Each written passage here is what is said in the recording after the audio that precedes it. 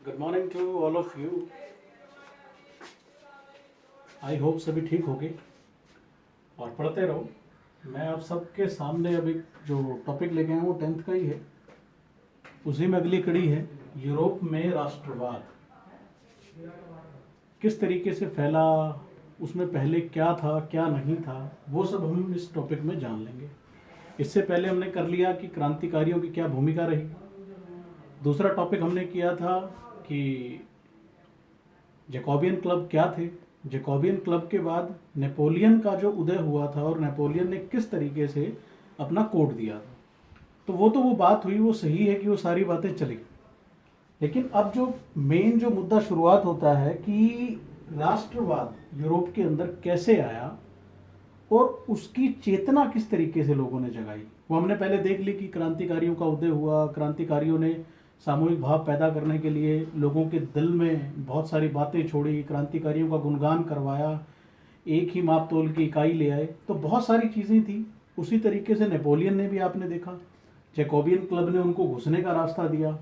उसके बाद नेपोलियन ने भी बहुत सारे कार्य किए। मतलब नेपोलियन जो था वो यही सोच रहा था कि बाज़ारों को विकसित कैसे किया जाए, और उसने ये काम बखूबी निभाया। बाज़ारों को विकसित किया। छोटे व्यापारी जो थे उन्होंने स्वाद चख लिया था कि अब एक माप और एक तोल होने के कारण व्यापार जो है वो बड़ी आसानी से हो जाएगा। तो अब हमें जो शुरुआत करनी है वो है यूरोप में राष्ट्रवाद। तो टॉपिक का नाम यूरोप में राष्ट्रवाद है। उससे पहले हम ये जान लें कि आज अगर आप नक्शे पे देखो, यूरोप का अगर हम नक्शा देखते हैं तो यूरोप के नक्शे में हमें इस तरीके से कुछ, ये जो हिस्सा है ये स्पेन का हिस्सा है और ये इसमें पुर्तगाल है। पुर्तगाल है और साथ में अगर आप देखोगे तो ये फ्रांस का हिस्सा है। लेकिन इससे इस तरफ वाला हिस्सा अगर मैं दिखाऊं आपको, ठीक, सिंपल सा एक इमेजिन अपने दिमाग में करो कि एक स्पेन है, फ्रांस है। अभी ये 1815 के टाइम का नक्शा है और यहां पर होता था ऑस्ट्रिया और हंगरी। मेरा मेन मकसद इसको समझाने का ये है कि 1815 का अगर आप मैप देखोगे तो यहां पर प्रशा होता था, जर्मनी नहीं था, प्रशा होता था। तो पहले अगर आप 18वीं सदी में देखोगे तो 18वीं सदी में आपको जो आज का नक्शा है कि यहाँ फ्रांस हो गया, स्पेन हो गया, नीचे इटली हो गया, तो यहाँ पर जो आज के नक्शा है उस नक्शे में ये पूरा रूस हो गया। तो ये पूरा रूस हो गया। तो आज के नक्शे में आपको ये चीजें नजर आती हैं, ऑस्ट्रिया, हंगरी, ये सारे देश नजर आते हैं। लेकिन आज कुल मिलाकर अगर आप यूरोप में देखोगे तो 47 देश हैं। लेकिन पहले ऐसा नहीं होता था, वहां पर राजाओं का शासन होता था। तो सबसे पहली बात जो हमें जाननी है इसमें कि पहले क्या था और अब क्या है। पहले अगर आप देखो तो यहां पर अभी मैंने आपको दिखाया कि स्पेन, फ्रांस, ऑस्ट्रिया और हंगरी जैसे आज देश नजर आते हैं, पहले ऐसा नहीं था। पहले आपको जो नजर आता था वहां पे, पहले पॉइंट में आपने यही डालना है कि वहां पे आपको क्या नजर आते थे, राजशाही नजर आते थे। दूसरा आपको डच नजर आते थे और तीसरा कैंटोन। ये तीन चीजें बहुत इंपॉर्टेंट है। और एक साथ में अगर मैं ऐड करूं तो निरंकुश राजा, निरंकुश राजा। तो अगर आप 18वीं सदी के मध्य की, 18वीं सदी से पहले की बात करोगे, 18वीं सदी के मध्य की बात करोगे तो आपको जर्मनी, इटली, स्विट्जरलैंड जो आज हमें नजर आते हैं, ये बात याद रखनी है, ये जो देश हैं ये आज हमें नजर आते हैं, लेकिन पहले ऐसा नहीं था। अगर मैं 18वीं सदी से पूर्व चला जाऊं या 18वीं सदी में चला जाऊं तो 18वीं सदी में आपको वहां क्या नजर आता था, राजशाही, कि राजघराने होते थे, राजा वहां पर क्या करते थे, अपनी सल्तनत चलाते थे। डच भी एक भाषा और कैंटोन भी एक भाषा है, या अलग तरह के लोग हैं जो वहां पर रहते थे। तो अब आप ये समझ लो कि जर्मनी, इटली, स्विट्जरलैंड देश ना होकर वहां पर राजशाही था, डच थे, कैंटोन थे। तो समस्या बहुत आती थी। समस्या क्या थी? समस्या सबसे बड़ी थी कि लोग अपने अंदर सामूहिक भाव कैसा पैदा करें, क्योंकि उनकी समान संस्कृति नहीं होती थी। अब उनकी समान संस्कृति नहीं है तो वो सामूहिक भाव कैसे पैदा करेंगे? वो तो राजशाहियों में बट गए, डच में बट गए, कैंटोनों में बट गए। तो ये समस्या 18वीं सदी में आ रही थी। क्रांतिकारियों के सामने भी यही समस्या थी कि हम सब इनको एकजुट करें कैसे। उसी के चलते आपने देखा कि जैकोबियन क्लब बने। तो वही चीज है कि आपको सबसे पहला पॉइंट ध्यान रखना है कि जर्मनी, इटली, स्विट्जरलैंड जो आज आपको नजर आते हैं वो नहीं थे। राजशाही, डच और कैंटोन वहां पर होते थे। और सबसे अधिक जो पूरे का पूरा यूरोप बटा हुआ था वो निरंकुश राजाओं में बटा हुआ था। अगर मैं देखूं पूर्व के यूरोप को और मध्य को, अगर मैं पूरे यूरोप को देखूं और मध्य के यूरोप को देखूं तो आपको वहां पर निरंकुश राजा नजर आते थे। अब निरंकुश राजा आपको नजर आ रहे हैं तो क्या होगा? लोगों की संस्कृति अलग अलग होगी। अब इसका कारण क्या होगा? अगर आप ये जान गए कि राजशाही, डच, कैंटोन थे तो निरंकुश राजा थे, और पूर्व के यूरोप और मध्य के बीच में अगर आप पूर्व का यूरोप देखोगे और मध्य में देखोगे तो आपको निरंकुश राजा नजर आएंगे। तो इसकी समस्या क्या थी? अब इसकी प्रॉब्लम क्या थी समझना है। एग्जाम में ये चीजें नहीं पूछी जाती, लेकिन आपको समझ लेना है कि यूरोप में किस तरीके से राष्ट्रवाद उदय होता है और क्यों राष्ट्रवाद की जरूरी थी। समस्या क्या थी कि लोग अपने आप को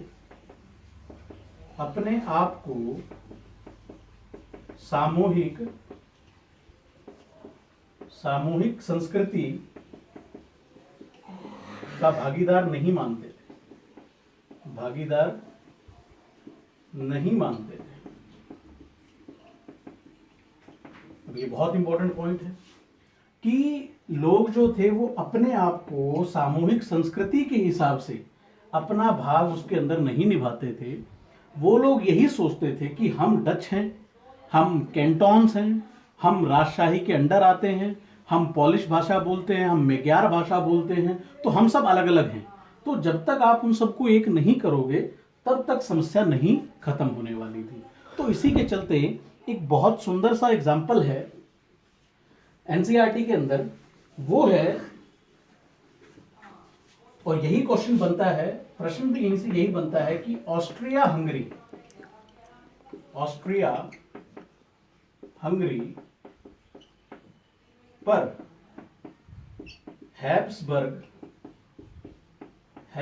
की सल्तनत थी।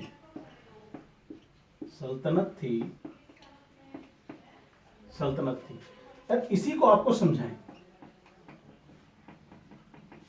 कैसे समझाएं। तो ये चीज आपको समझनी है। यही क्वेश्चन है कि आप ऑस्ट्रिया हंगरी के बारे में, या 18वीं सदी के ऑस्ट्रिया हंगरी में, क्वेश्चन दोबारा लिख देता हूं कि 18वीं सदी के क्वेश्चन ये बनेगा, 18वीं सदी के ऑस्ट्रिया हंगरी के बारे में बताएं।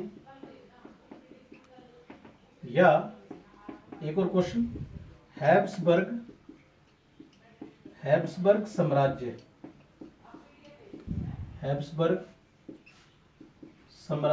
क्या था? बहुत इंपॉर्टेंट क्वेश्चन है कि अभी आपने ये देख लिया कि वहां पर कैंटोन थे, राजशाही थे, तो वो अपने आप को एक सामूहिक संस्कृति के हिसाब से नहीं मानते थे, समान संस्कृति में भागीदार अपने आप को नहीं मानते थे। तो उसी के चलते एक उदाहरण जो हमारे सामने है वो है एनसीईआरटी का हैब्सबर्ग साम्राज्य, या कि ऑस्ट्रिया हंगरी जो थे 18वीं सदी में वो किस तरीके के थे। तो वास्तव में आज जो आपको ऑस्ट्रिया हंगरी नजर आते हैं वैसा नहीं था, वो था हैब्सबर्ग का।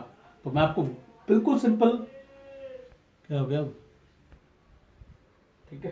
तो अब हमारे सामने क्वेश्चन जो अराइज होता है वो है कि 18वीं सदी के ऑस्ट्रिया हंगरी के बारे में बताएं, या हैब्सबर्ग साम्राज्य क्या था। ये क्वेश्चन 3 मार्क्स में आ सकता है और अपने आप में बहुत इंपॉर्टेंट क्वेश्चन है। और समझना, इसको लिख लेंगे आसानी से, आप आसानी से लिख लोगे अगर समझ में आता है तो।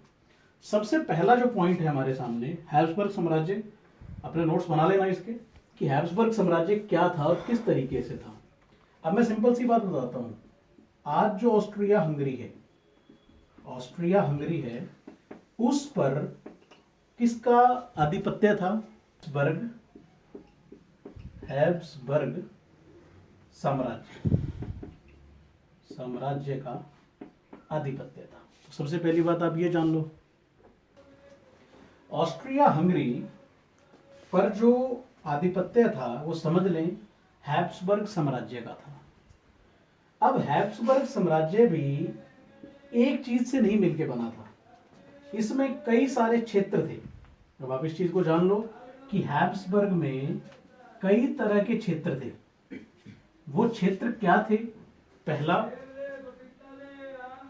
सुडेटनलैंड, सुडेटनलैंड, सुडेटनलैंड, सुडेटनलैंड जो आज नहीं है। दूसरा एल्पस के टिरोल, एल्पस के टिरोल, एल्पस के टिरोल।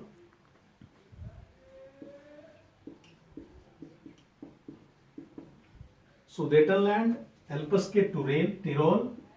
तीसरा ऑस्ट्रिया। चौथा सुडेटनलैंड था, एल्पस के टिरोल थे। ये क्षेत्र हैं सारे जिनसे मिला के हैब्सबर्ग साम्राज्य बनता था। ऑस्ट्रिया था, इन सब से मिलके जो बना वो हैब्सबर्ग साम्राज्य बना। अब हैब्सबर्ग साम्राज्य के अंदर क्षेत्र के साथ साथ कई तरह के प्रांत भी थे। प्रांत जो थे वो बहुत इंपॉर्टेंट, प्रांत आज आप भी जानते हो कि राज्य होते हैं। तो प्रांत के अंदर सबसे पहला जो प्रांत था वो था वेनेशिया। वेनेशिया, और वेनेशिया अपने आप में बहुत इंपॉर्टेंट था। क्यों?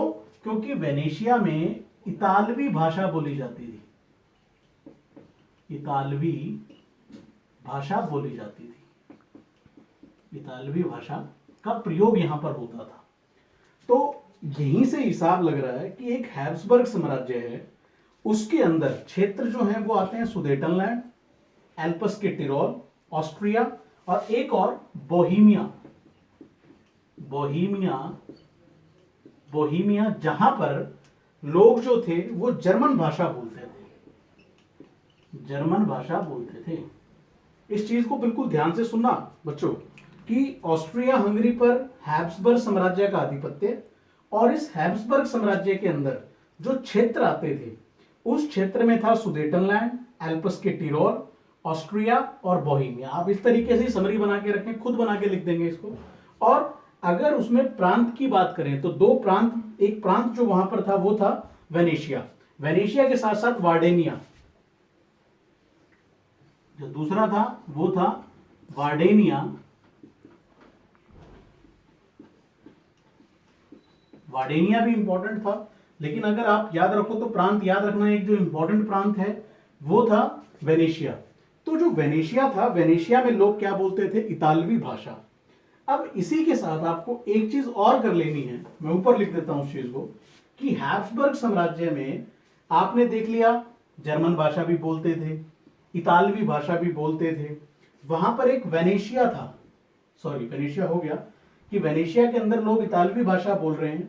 और जो हंगरी था, हंगरी में लोग, आधे लोग मैग्यार भाषा बोलते थे, मैग्यार भाषा बोलते थे। अब देख लो, एक ही साम्राज्य के अंदर जर्मन बोलने वाले भी हो गए, इतालवी भाषा बोलने वाले भी हो गए और मैग्यार भाषा बोलने वाले भी हो गए। तो हंगरी के अंदर लोग जो थे वो मैग्यार भाषा बोलते थे। और एक और जो प्रांत था वो था गालिशिया, गालिशिया।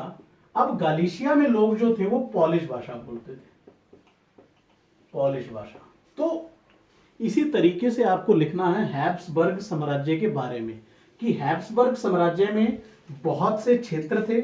उन क्षेत्रों में क्या क्या है? सुडेटनलैंड, एल्पस के टिरोल, ऑस्ट्रिया, बोहेमिया।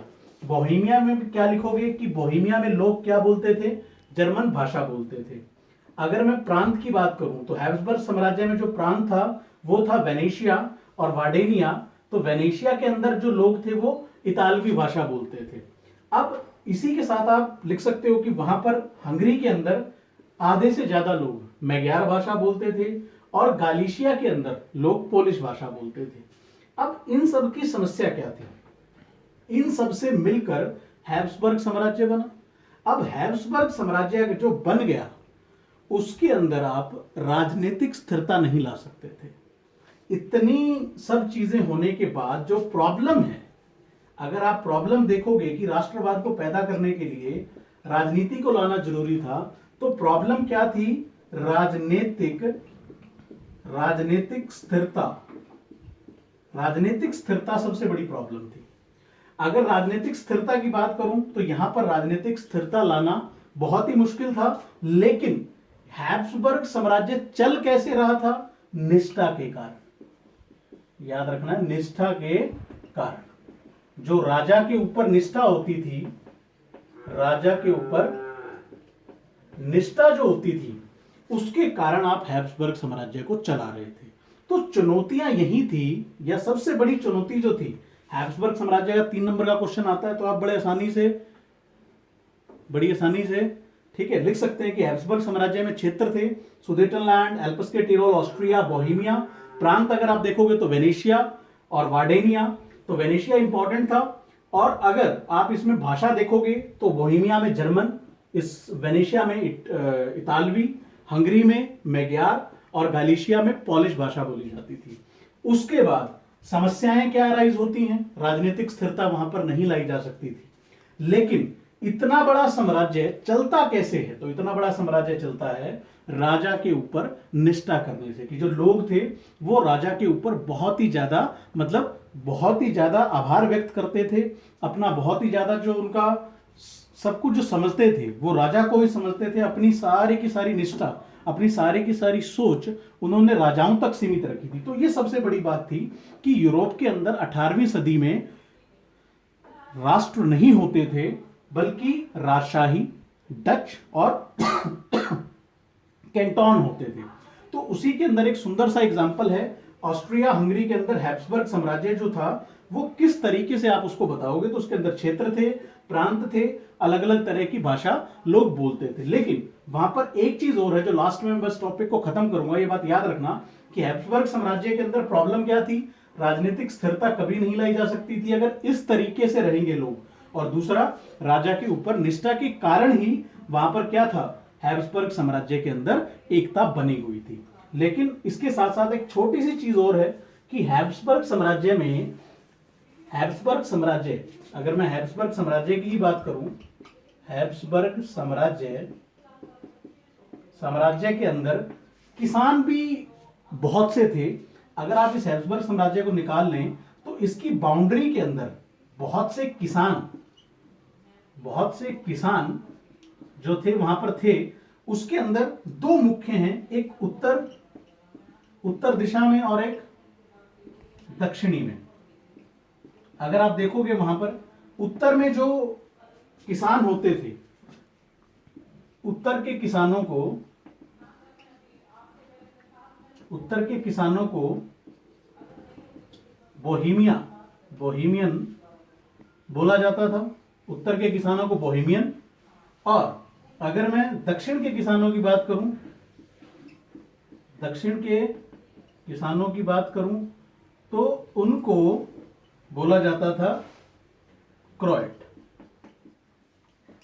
तो अब ये चीज भी ये दर्शाता है कि वहां पर किसान भी अलग अलग तरीके से, अलग अलग नामों से जाने जाते थे। उसके अंदर उत्तर में अगर आप देखोगे तो बोहेमियन, और अगर दक्षिण में देखोगे तो वो किसान जो थे वो क्रोएट के नाम से जाने जाते थे। और अगर पूर्व में देखोगे तो पूर्व में उन्हें राउमन कहा जाता था। पूर्व में क्या कहा जाता था? राउमन। तो ये बहुत इंपॉर्टेंट है कि उत्तर में किसानों को बोहेमियन कहा जाता, दक्षिण में किसानों को क्रोएट कहा जाता था, और पूर्व में किसानों को राउमन कहा जाता था। तो इस तरीके से हमें यह पता चलता है कि हैब्सबर्ग साम्राज्य के अंदर लोग अपनी सामूहिक भाव को पैदा नहीं कर सकते थे, क्योंकि वहां पर जर्मन भाषा भी बोली जाती थी, पोलिश भाषा भी बोली जाती थी, मैग्यार भी बोली जाती थी। तो इतने तरह का समावेश वहां पर था जिसके कारण सबसे बड़ी प्रॉब्लम थी राजनीतिक स्थिरता को उतारना, और राजनीतिक स्थिरता को उतार कर वहां पर राष्ट्रवाद की स्थापना करना। अब आगे आगे आप जैसे बढ़ते जाओगे तो आपको यह पता चलेगा कि धीरे धीरे एक नया मध्य वर्ग, वहां पर कुलीन वर्ग था, कुलीन वर्ग के साथ चर्च के लोग थे, चर्च के साथ साथ वहां पे एक निचला वर्ग था। लेकिन बीच में अब धीरे धीरे आगे जब बढ़ रहा है, 18वीं सदी से आप आगे बढ़ रहे हो, 1815 के बाद आते हो, तो वहां पर नया मध्य वर्ग जो नेपोलियन की जद्दोजहद से बना था वो व्यापारी वर्ग था, और व्यापारी वर्ग, मजदूर वर्ग, एक नया वर्ग वहां पर बनेगा।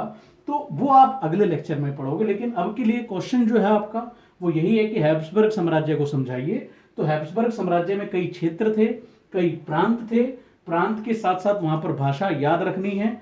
हंगरी में मैग्यार, गालिशिया में पोलिश, और बोहेमिया में अगर आप देखोगे तो वहां पर बोली जाती थी जर्मन भाषा, और वेनेशिया में अगर आप देखोगे तो वेनेशिया में बोली जाती थी आपकी इतालवी भाषा। तो इतालवी भाषा बहुत मुख्य थी, सब भाषाएं हैं। और हैब्सबर्ग साम्राज्य में जो अगर आप देखते हो कि वहां पर किसान जो थे वो किस तरीके से थे, तो उत्तर में किसानों को बोहेमियन बोला जाता था, दक्षिण में किसानों को क्रोएट बोला जाता था। सब अपने अलग अलग तरीके से खेती करते, सब अपने खेतों के आकार के हिसाब से सब जाने जाते थे कि किस प्रकार की वो खेती करते हैं, कितने संवेदनशील हैं। और पूर्व में उन प्रजातियों को क्या बोला जाता था, राउमन बोला जाता था। तो आप हैब्सबर्ग साम्राज्य को पूरा एक्सप्लेन कर लें, पूरा लिख लें, 3 मार्क्स का ये क्वेश्चन है, और इसी तरीके से समरी बना दें। धन्यवाद। आई होप पढ़ते रहो और फुल पढ़ते रहो, मजा आए।